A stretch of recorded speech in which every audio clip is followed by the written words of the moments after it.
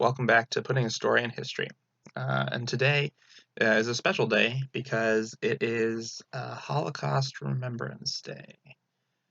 Um, Holocaust Remembrance Day is becoming more and more important over over the last couple of decades, really, because the farther we've moved away from the actual event of the Holocaust, the more and more necessary it's become for us to remind each other and the youth of our country and the world of the atrocities committed against Jews, and really about anti-Semitism because it's wrong.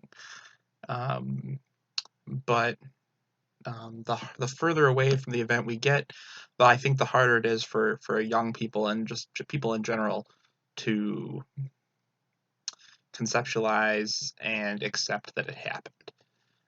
So one day every year, which we call Holocaust Remembrance Day, we try to remember those who we lost, and then also try to remind ourselves about why it's so important that we have to remember.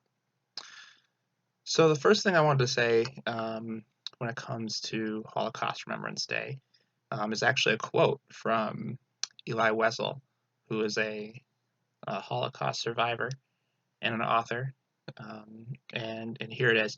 It says, "We must always take sides. Neutrality helps the oppressor, never the victim. Silence encourages the tormentor, never the tormented." What he's really trying to get at here is that the Holocaust wasn't just the evil actions of the people who are actively Nazis. It was much more than that. There were thousands and thousands of people who weren't Nazis, who didn't stand up and say anything when all these awful things were happening.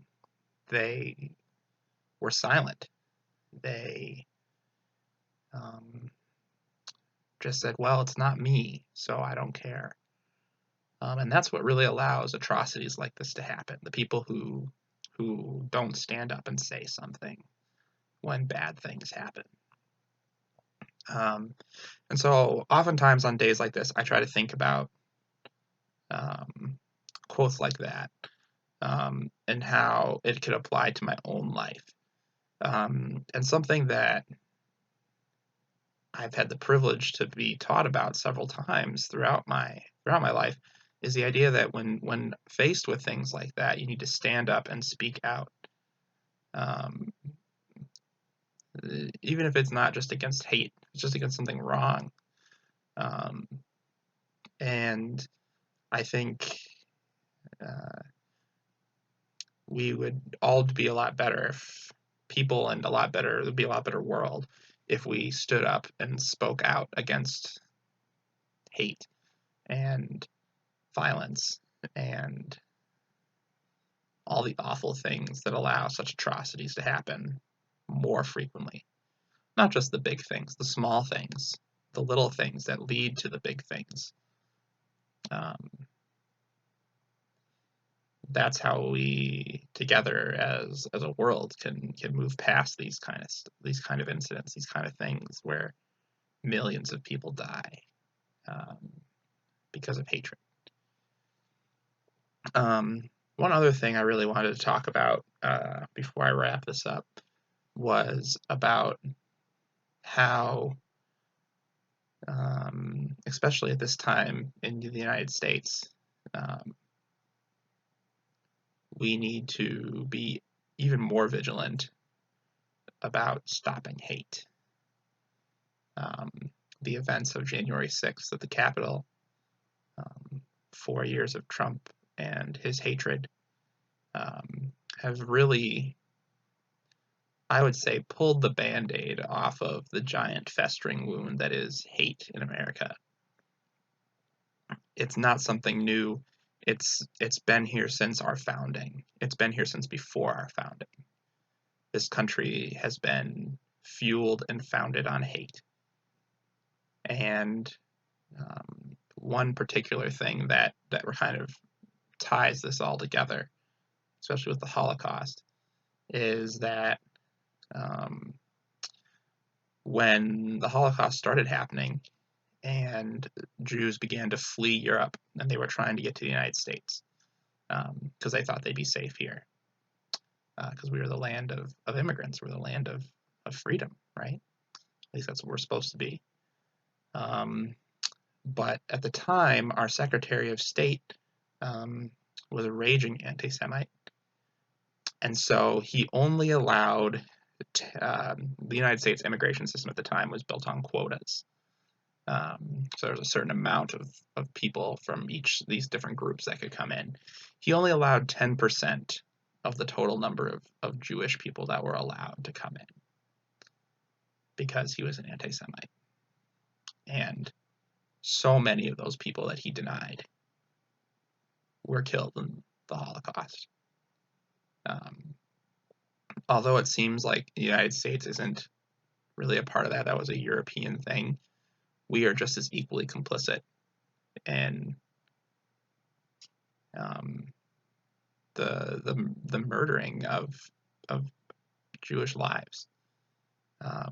And now we're complicit in the murdering of other people, whether they be black, whether they be Native American, whether they be trans or gay.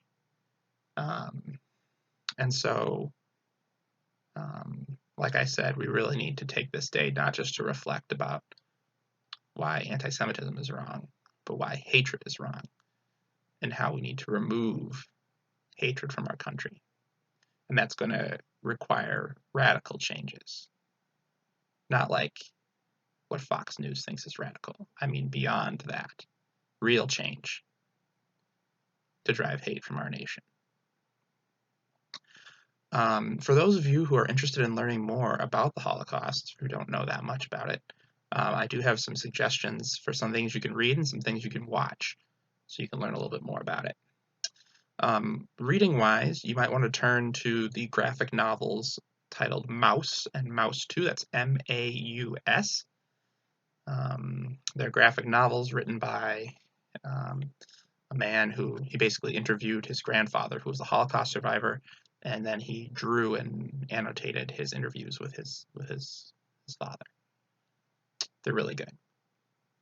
The other one is by our friend here, Eli Wessel. Wessel. Not very good at pronouncing names, obviously. And he wrote two books, the more famous one being Night, and they're also an account of surviving the Holocaust. When it comes to watching, two movies that come to mind. Schindler's List is obviously a good one. Much more modern. It's a Steven Spielberg film. It's got that nice little Hollywood happy ending in it to make you feel good about it after watching all the bad stuff. And then one that's not so Hollywoody, not so happy at the end, is Night and Fog. It's a French documentary released in the 50s, and you can find it. It is available on certain streaming sites. And I highly recommend you watch that one, especially if you don't know that much about the actual Holocaust. It's worth watching. Finally, there are many Holocaust museums in the United States.